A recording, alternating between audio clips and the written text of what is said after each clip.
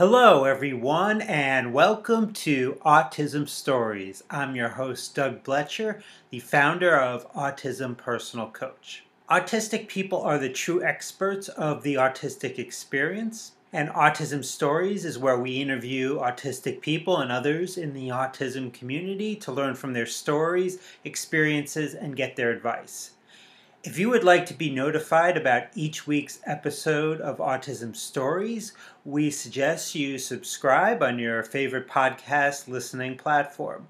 We would also appreciate it if you could give us a positive rating and review, as it will help others to learn about Autism Stories. On this episode of Autism Stories, we talk for the first time with siblings. First time of the 99 episodes. Bernard and Burnett Grant join us to discuss their careers, living in a non-binary world, and how they embrace their autistic identities. We hope you enjoyed today's conversation. Bernard and Burnett, thanks so much for joining me today. Oh yeah, thanks for having us. Yeah, thank you. Wanted to start out and learn, where do your stories in the autism community begin? Our stories begin quite similarly with no, it might not have anything to do with twinship. I don't know. So we were working in different places, and I don't know if we were really talking very much at the time. In the same city, but I'll just talk about myself. I worked as a caregiver, and I just noticed that my clients were autistic, and I didn't know that I was autistic. My coworkers were neurotypical, and I understood that autistic people a lot better. So in private, they were considered non-verbal, but they would talk to me more than they would talk to anyone else. One of them, who wouldn't do anything without someone telling them to, he started brushing his teeth on his own, just to be talking to him about it. It just became very obvious the more time I spent there that I was autistic, because I started to learn that people, I believed in these myths about autism, that it's some kind of illness and just all these other things, but especially that you know you're autistic, like you would have known sometime in your childhood. It would have been obvious. You look like something. But then someone told me that either her husband or her husband's friend or something, but he was in the 50s, that he found out he was autistic later in life. So then that just made more sense. That just made sense to me. From then I knew I was autistic, but my sibling, Burnett, accepted this right away, and I guess over the years tried to make me, but encourage me to accept my autism. But I just wouldn't until this recent pandemic. I actually didn't accept it right away. Oh, no, that was when I became aware of it. But it was, I just didn't think anything of it. I don't know. I guess I don't care. I don't know. It didn't seem to matter. I just didn't think anything of it. I just thought it kind of made sense. Like I was autistic, and I wasn't like most people. But I didn't think it meant anything until it was probably a few years later. I saw a therapist who wasn't helpful at all about my depression and anxiety. She thought that I was autistic. That wasn't the first time it come up in my life, so I was thinking that I might be. But I stopped seeing that therapist. She just wasn't helpful with anything. I don't think she liked me. I don't really know. She just didn't seem interested. But anyway, I was in college years at that time, and this was years after doing caregiving. And I had met autistic people. They told me that I was like them, and I had friends who were familiar with autism said that they thought I was. And then that's when I stopped ignoring it. And so I guess I fully accepted it about 5 years ago. Yeah, and I started reading and researching. Stopped trying to date, and stopped using Facebook, and just stopped doing things that I didn't think made sense to me for a long time, because I wanted to start living autistically. Oh, I just remember, like, over the years, I met a lot of autistic people, and most of whom, if not all, didn't identify as autistic, but, like, children, and if I said something to them about them being autistic, they wouldn't reject it, and they would say, probably. So it just became clear to me how easily I could see that other people were like me. And that was something I kept seeing over and over in the years that made me know. But also just that I don't know what most people are talking about. I don't understand social language. So that was just a very main obvious thing with me. Burnett, you work in a field that sounds fascinating to me, which is flavor chemistry. What is it about this industry that made you want to pursue this as a career? I didn't decide to pursue this as a career. I got my degree in molecular biology. I really liked biology and chemistry. I had a couple of different jobs after graduating, doing just routine testing of different things. I was working in cannabis and hemp lab, testing that, and working in a urinalysis lab, and I didn't like that at all. And that was in Washington, and so, well, when I wanted to get out of there, I wanted to move up here to where Bernard is studying at UC, and so I started looking at jobs here before I came, and I saw flavor chemistry stuff, and that was the first I heard of it. So I just started looking for it right away when I got here. Interviewed a few places, two different places, and got into one. I've been doing that for the past 2 years. And Bernard, you're in the process of getting your PhD in comparative literature and creative writing. I read where you're writing a novel of stories that focus on a mixed-race family and that includes autistic characters.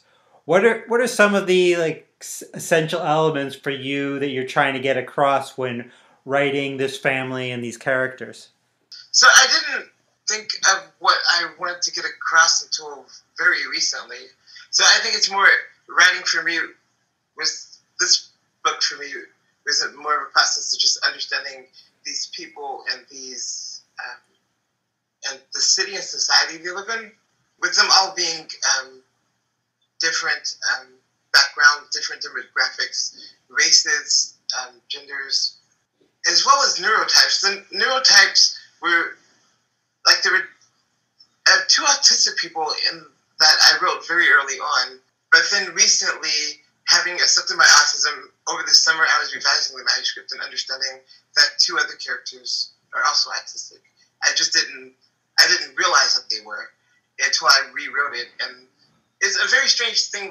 Over the years, I've been told that, especially one of them in particular, there's something people talking about that there's something wrong with her, that she doesn't behave. Just her behavior is inappropriate or something. It didn't make sense to them. Mentors and people reading the novel or reading the individual stories. But I'm realizing now that she's autistic, and there's nothing wrong with the way she behaves. There's nothing wrong with the way any of the characters behave, except for I want to show how people. I think that humans consistently misbehave, and so I'm looking at that too. So showing how these minorities who people say that they misbehave, but really they just don't. Especially if they're neuro minorities, they don't conform to society. They don't behave the way society says they should behave. And even if they do, they get in trouble. So then I want to show certain privileged people how at times they, especially particularly neurotypical straight white males, how they can abuse their privilege or just take it for granted. But also showing how there are some people with privilege who isn't true good. But I think that mostly this book is more frightening than anything else. So telling these stories through these minorities and looking realistically at society, I'm realizing now how horrifying a lot of my writing is. But I just think that's the reality of their experiences, of my experiences, of a lot of people's experiences. I'm more trying to understand right now or I think I'm writing this to to understand more than trying to get something across. But I think definitely something that I hope, if I am getting something across that is not negative, that it's more beneficial to society than harmful. Absolutely. Reading your writing, I definitely felt your characters, and it was quite good. Uh, now, Thank you. now I'm wondering, Burnett, I've never had a writer include me in stories that they have written, so I think I might have some mixed emotions about that. Therefore, I'm wondering, what are your thoughts on being an important figure in at least a few of Bernard's outstanding stories he's written? I think I might be unusually detached from my ego. And I recently learned a term that describes my lack of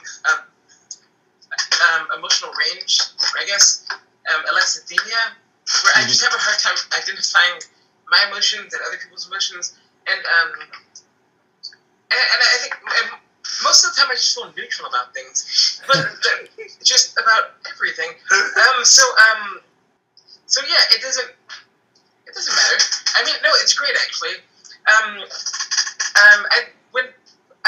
believe like artists need.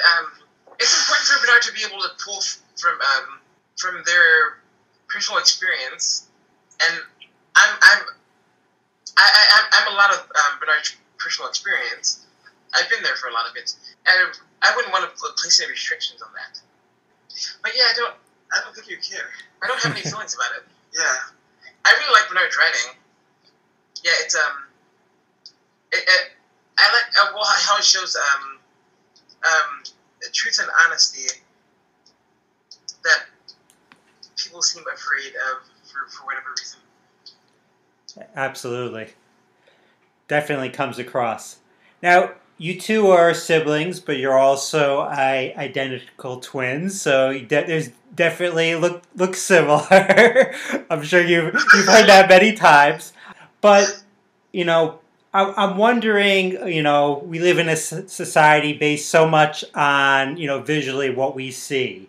So is there one thing people assume or one stereotype that in particular that you wish you could hear for the last time in terms of how the two of you look similar? There's a lot. And I'm so glad for this pandemic because I'm not glad that there's a pandemic. I say that, but it's not that part of it. I shouldn't say that. Sorry. I'm glad that solitude or isolation, quarantine has become normalized because then I don't need to go to the grocery store because that's when that's where we're hearing just all the time. We can't get anywhere. It's essentially harassment. It is, but it's if you pinch one of them, will the other one feel it? I don't even remember. It's hard for me to remember stereotypes, probably because it's probably the autism. There's so much of a social construct, and to know stereotypes, I have to be reminded of them, and I don't really go out and really talk to people. But it's this idea that I don't know what they are specifically. They're nonsensical, but it's this idea that we're the same person. It's the idea that because we're there for their entertainment, that it's this idea that we want attention. Oh, it's a lot like what men do with the women they find attractive. Or people are just, I think just everyone. People are just obsessed. Not everyone. A lot of people are just obsessed with appearances. So people think we want attention. If we complain about it, then they say, "Oh, well, it's good attention." And it's just like just no personal space. But also, it feels unsafe when we're walking and someone driving by screams, "Twins!" It feels unsafe. And, yeah, and it's weird because I thought that it would stop with the mask, but we wear a mask and it doesn't. I think it's become really more of a game for people because what they do typically is, "Are y'all twins?" And of course we're gonna say yes, and then they say, "I knew it," and then they bring in the question. So but now it's more of a game because we don't. I guess we have the mask on, so they say, "Are you twins?" And we say yes or whatever. It doesn't matter what our body language is or that we never stopped walking to get away from them. But they're even more excited now because I guess they really weren't even sure because we have masks on. But it doesn't stop.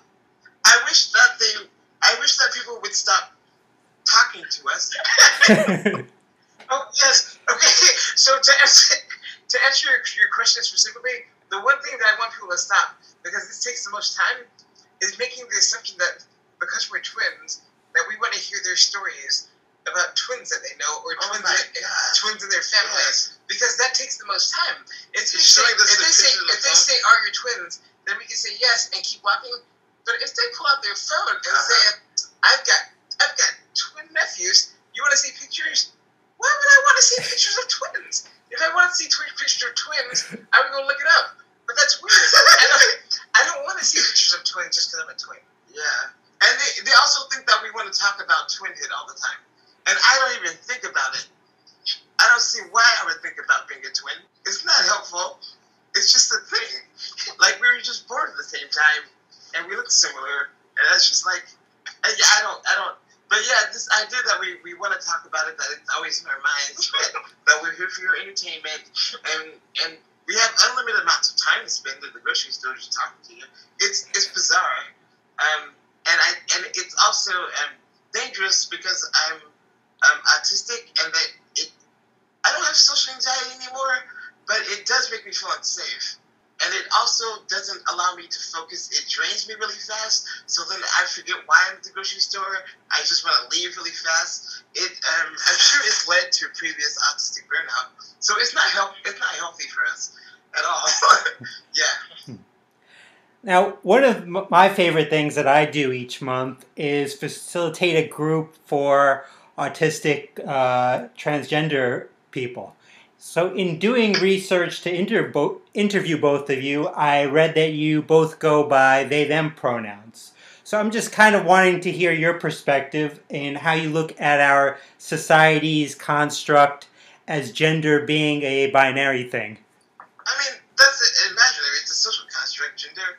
I do think it's wonderful that you run that group. I would like to know more about that.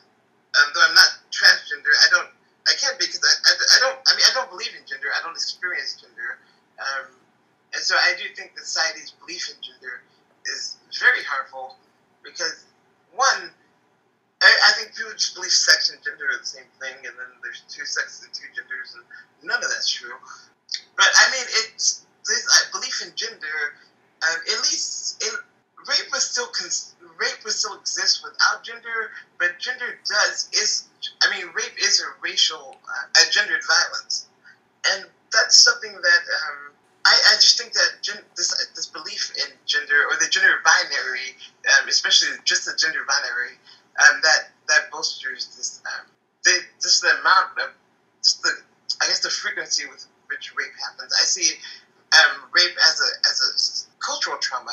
I view rape as a cultural trauma, like the 9/11 checks are a cultural trauma, like the Holocaust, slavery, American slavery, and I see rape has just as much significance, and people fear it, especially as an autistic person. I've been placed in situations where it's almost happened to me, just not reading social cues and certain people just being able to manipulate me, and the fact that I don't perform gender. I'm asexual, but a lot of closeted men think that I'm gay. But the way they approach me, I wonder if they think that I'm a closeted gay person. I do wonder that, because it's just the way they say it. Are you gay? And then, it's always very sneaky. Not always. I mean, often when I feel like I'm in danger, when things have just tried to happen, and I've been lured into homes, and I'm just not as naive as I used to be. I just don't really talk to people as much as I used. I just stay away from people. But I do believe believing in that binary is very dangerous. But it's just also wrong. It doesn't make any sense. And I like truth. I love truth. Yeah, gender is weird. Okay, so I don't perform. I don't have a social performance. So I don't perform masculinity or femininity. And I don't ever think about it. And so I'm not going to pick it. I'm just not tribal in the least in any way. So, but also, I'm so aware of how imaginary gender is. Especially looking at it from the idea of it being a binary. It's a lot of people are unable to separate the social construct of gender from the biological concept of sex, which in itself is not binary. Because if it was binary, then intersex people wouldn't exist. But they do exist. So, so sex isn't binary. So, if you are saying that gender is an extension or directly related to sex, then it can't be binary either. But then also, anyone can perform masculinity or femininity regardless of their sex. So I can't pretend that any of this makes sense. I'm non-binary. I'm just out of it. I'm not doing any of it. And that's how I see those things. And I do think that they're harmful. If anything, I don't see them as anything but harmful. Yeah, I wish that society wouldn't try to force these nonsensical labels on and let people identify themselves. Now, with Autism Stories, I always hope this is a platform for autistic people to share their experience, as they're definitely the true experts of the autistic experience. So, how do you think it can be helpful to autistics in embracing being autistic as an important identity in their lives? I think the most urgent thing is just like very literally avoiding burnout, avoiding autistic burnout, because that's hell. It's just not a way to function. So to avoid burnout, you need to know who you are. You need to know what autism is, but also, and knowing, I think it's important to know what the neurotypical world is, and to understand what you accept, what aspects of the neurotypical world you accept, what aspects you reject, and know why. And just also, I'm speaking from my experience, but also researching deeply and researching a lot, just learning from autistic voices, learning how all the other autists speak about ourselves, or learning your similarities, what's different, how you can. I think it's helpful to join the autism community in whatever way you can, just to contribute your voice. So it helps me to avoid burnout, to avoid that again, but it also helps me to. I've helped other people people who said, I think I'm autistic, and then they go on and just everything they say is clearly autism, and I say, the book I always give to say is Philip Wiley's A Very Late Diagnosis, because it's somewhat personal. It has a little bit of this personal narrative, but not too much. It's mostly a manual, and I just think the biggest thing I learned from there is learning to forgive yourself, because when you learn that you're autistic, you accept that you're autistic, you learn that you have been correct your whole life, and that not necessarily the people have been wrong, but a lot of people have been wrong the way they've spoken to you, but they have their way of doing things, and you have ways that you need to start learning to do things, and those ways that you need to start doing things need to be autistic, which it means that they need to be individualized, so that you need to learn how to be you, and you can't learn how to be you if you're not practicing autism, if you're not living an autistic life, engaging your special interests, observing only material and information that's logical and that's beneficial to you in some way. One thing that drove me to burnout, and one thing, because I would not accept that I knew I was autistic, but I thought this idea that I had years ago was that I had this belief in this high functioning thing, which is not real. There's no such thing as high functioning or low functioning. But so I thought I didn't have to study autism because I didn't have to learn about it because I'm doing just fine. But the thing was, I was listening to, because a lot of music out there, most popular music is illogical. I was listening to that, listening to things I didn't believe, things that were making me sick but not knowing it, like waking up in the morning, throwing up, watching things that were just not what I believed. I was absorbed and talking to people who I didn't really like but it was just what it is. It feels like it's just trying to absorb a lot of illogicalness, a lot of illogical behavior, a lot of illogical words. And I think when I know that when I learned that I'm autistic and I'm just logical, when I cut all of that out, which is basically cutting out everything that's unhealthy, I start feeling sick. I feel really calm. I feel wonderful because I'm just autistic and I know who I am. I know what I like, and yeah, I'm just me. But I'm still constantly, like you. I imagine that's why you've created Autism Stories. You're trying to learn as much about the autistic experience, also the neurodivergent experience. We're trying to learn about how we see society, because I think we know so much about how neurotypical see society.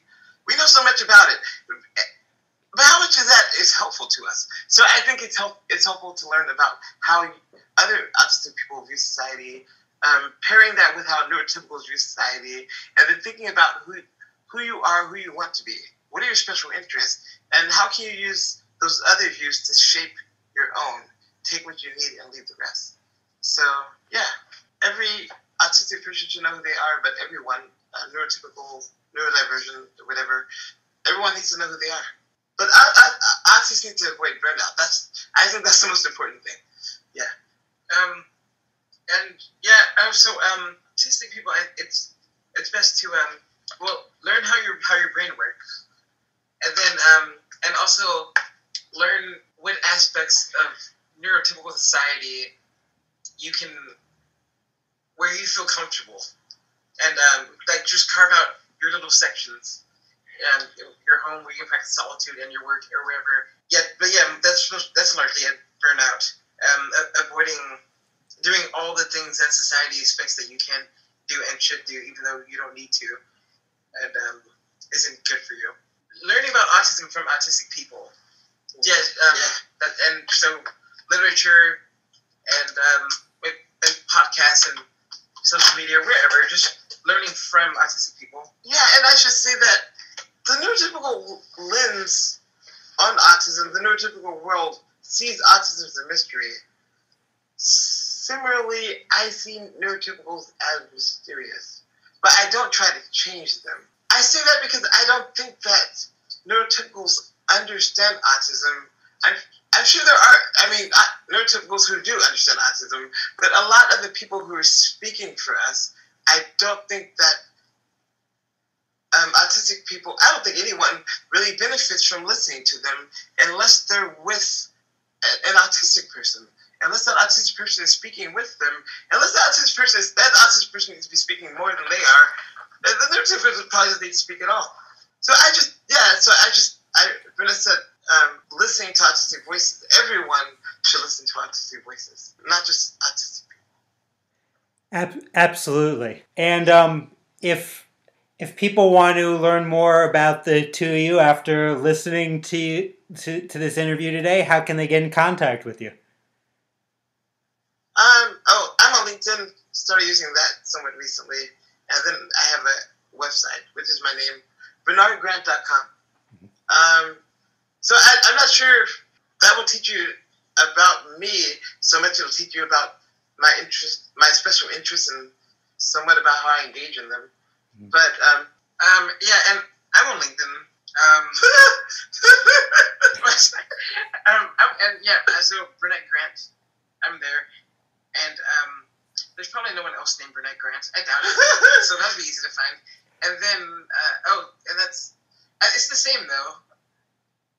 Well, I think we're really taking that question too literally. Learn more about the both of you. You'll learn about me.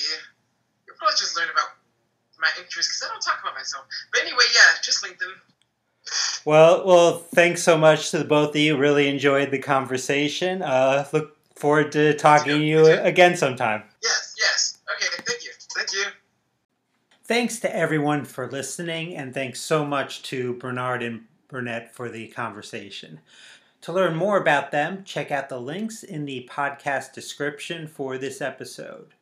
You'll also find a link for a free call to discuss how coaching from Autism Personal Coach can help you, so book a call with me today.